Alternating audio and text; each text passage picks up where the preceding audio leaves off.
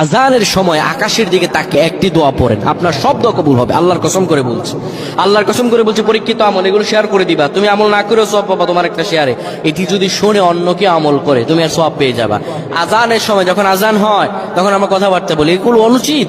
আপনি আজানের সময় আকাশের দিকে তাকিয়ে একটি দোয়া পড়বেন। এই দোয়াটি আমরা অনেকেই পারি। এখন বলবেন হুজুর কমন পড়ে গেছে দোয়া। আমরা অনেকেই আল্লাহ তাআলার কাছে এটা ওটা চাই, কিন্তু সঠিকভাবে চাইতে জানি না।